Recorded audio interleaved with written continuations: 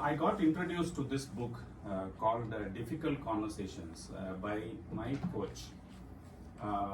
My coach recommended me that I read this book, especially if you want to. We come across difficult conversations most of the times during both our work as well as at our personal life. The first time I came across a difficult conversation, when we actually talk about a difficult conversation, first we should be in a position to understand what a difficult conversation is. How to identify if we are in one difficult conversation? Very simple way to identify it. If we are trying to postpone or procrastinate a conversation, that I'll do it later, it is a good indication that that is a difficult conversation.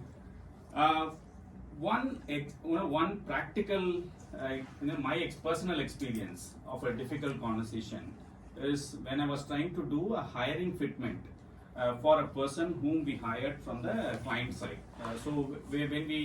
When I was working for one client in the UK, we were actually trying to get some people from the other side of the company to our company, and because of the knowledge they carry. So when we were trying to do a hiring fitment, I was dreaded by this conversation.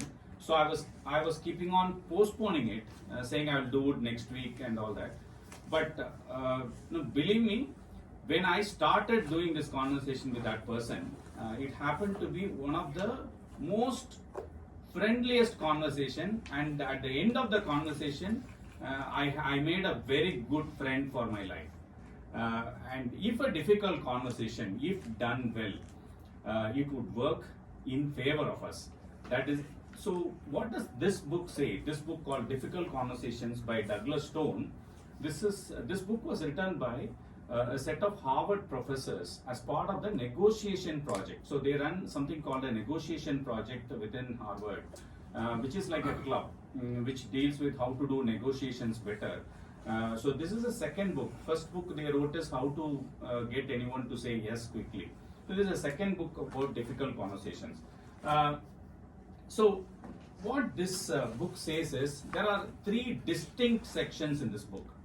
Number one is the authors have gone through hundreds of difficult conversation transcripts, and they have identified that there is a pattern to it. Generally, when we get into a difficult conversation, we are overloaded with a lot of feelings that we tend to miss that structure.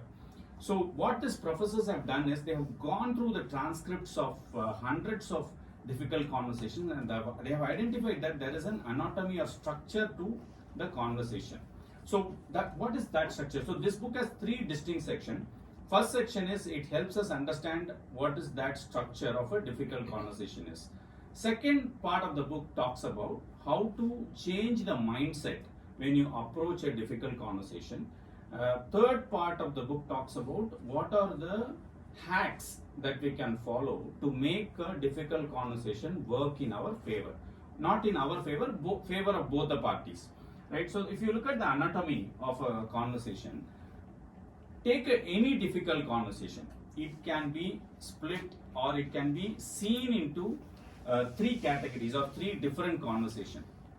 So if you look at the transcript of any difficult conversation, the first is this what happened, right? The what happened conversation.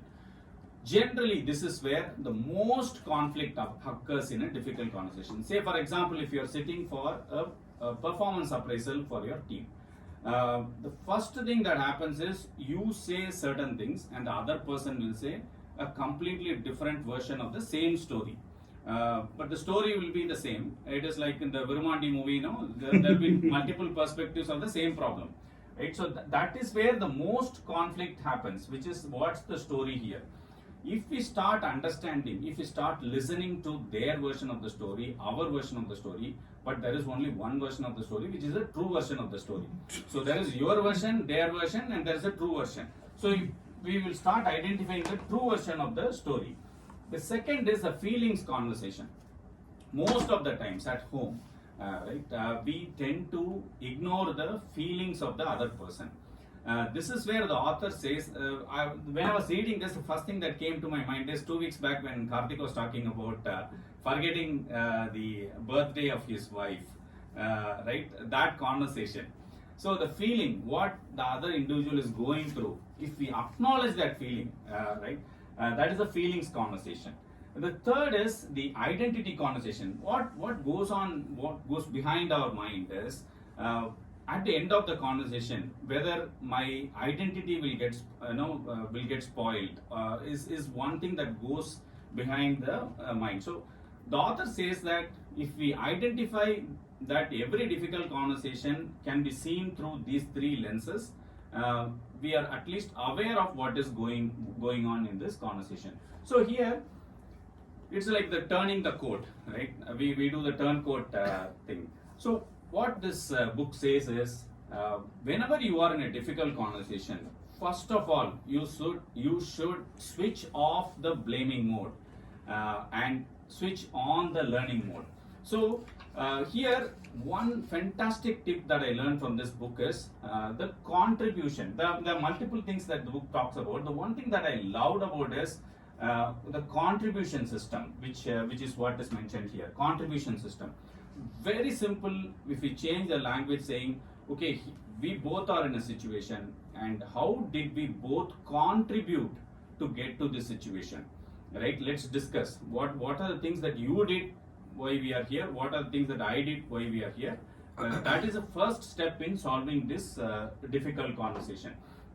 And the creating a learning conversation is, every difficult conversation should end with one of these three, right? Either it should end with a learning or a sharing or a problem solving.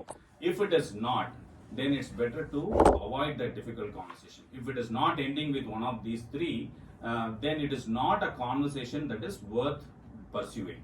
So that's what this author talks about, and it is a simple checklist at the end, which the book, if you don't have time to read the entire book, read this checklist alone, which is in page number 233. This is a difficult conversation checklist.